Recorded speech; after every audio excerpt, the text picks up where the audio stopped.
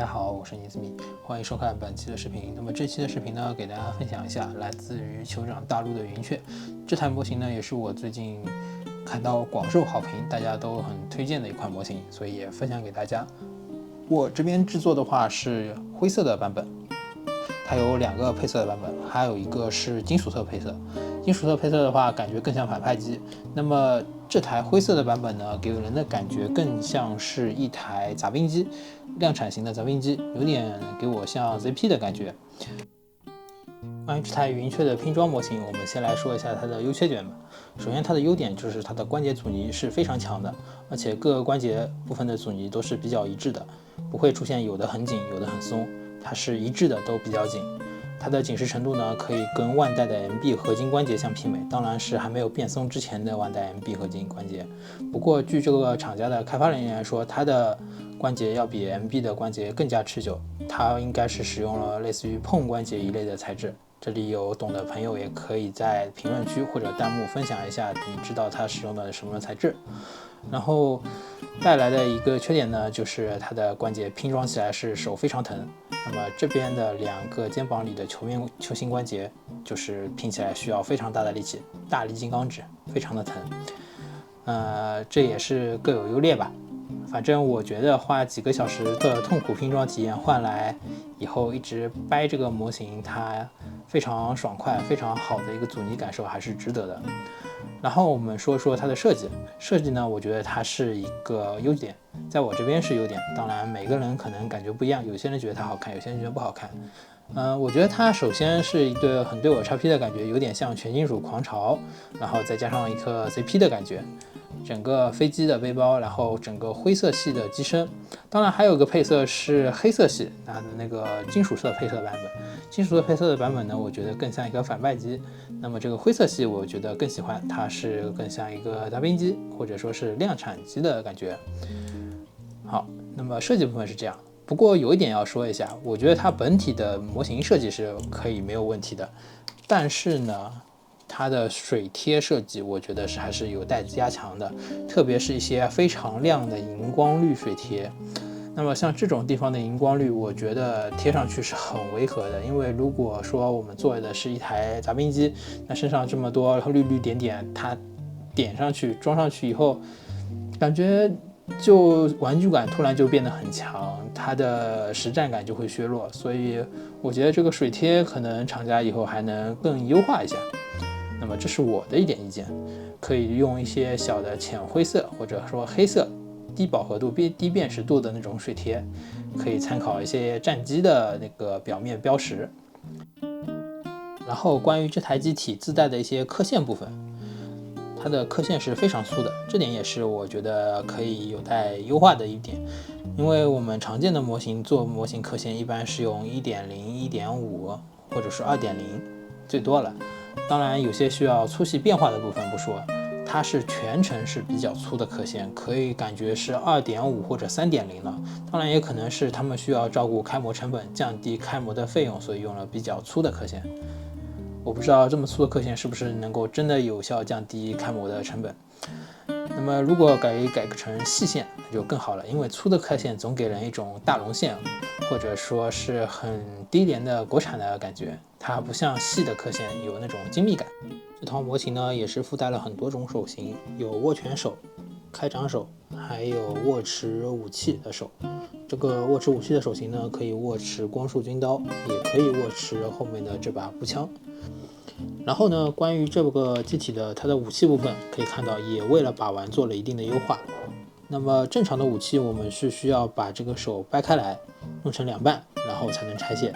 那么这次的这套云雀模型呢，它的手是软胶手型，所以有一定的弹性，并且呢，可以看到它的武器部分前端是一个旋转式关节，那这样我们拆卸换手就非常方便了，只要把它一拆往下一拔，它就可以顺利的更换手型了。那么我给大家提一些这台拼装模型的优化建议吧。首先我们可以注意到这个背包部分的灰色零件，也就是这个涡喷的进气口部分，它的这个零件是非常松的。那么我给大家建议呢，可以先沾一点胶水，小心的在这个当中的安装孔洞上涂抹一层，这样可以让孔洞的表壁向内收紧。如果大家发现胶水涂抹的太厚了，然后装不进去的话，我们可以拿笔刀小心的在里面刮一刮，或者可以拿比较粗的推刀来把里面的多余胶水刮掉一部分，这样就可以提升这个零件的组合度了。然后呢，本体部分也有2个零件是比较松的，不过这些都是无关紧要的。这2个零件松也有松的好处，因为我们在安装它的武装零件的时候，可能经常会发现这个零件会掉下来，这样也可以有效保护这个零件的装位，就是下面这个灰色零件的装位。这个装位是一个比较细的单根圆柱，这也是有利有弊吧。大家如果想要觉得太松，也可以用同样的方法，把这个圆孔里面稍微抹一点胶水，然后等它干了以后再给它进行安装，这样子能变得紧实很多了，左右双手都是一样的。关于这个模型的建议呢，因为很多地方的水贴是非常丑的，所以我建议大家可以不用贴。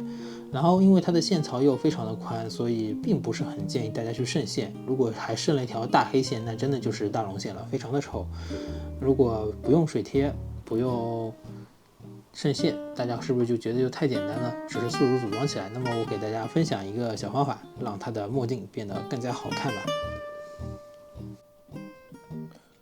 接下来给大家分享一下一个墨镜机的比较好的制作方法。那么这个也是比较简单，是一个偏光膜。我这边手头是以前买的 HIQ 的，现在应该也有很多的国产偏光膜可以代替。有3种颜色，一个是红色，还有一个是绿色，还有一个是蓝色。它就是那种在透明件上覆盖的偏光膜，不过由于它是需要粘贴在透明件外面的嘛，所以不太适合很复杂表面的透明件，就比如说独角兽的精神骨架这种。比较适合的呢就是墨镜机，大家可以参考一下我的吉姆斯巴达，它就是使用了这个偏光膜。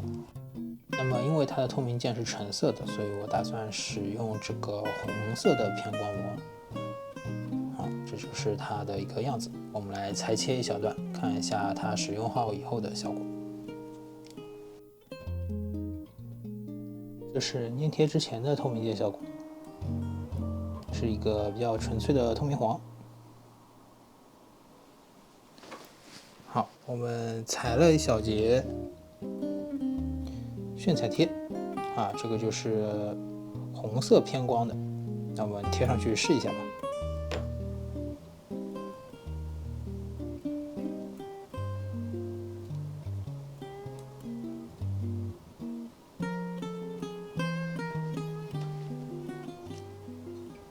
这是覆盖好以后的样子，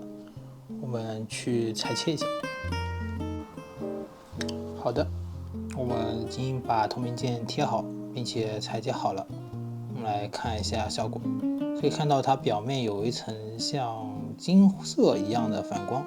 这样的话它就比单纯的透明件要好看不少。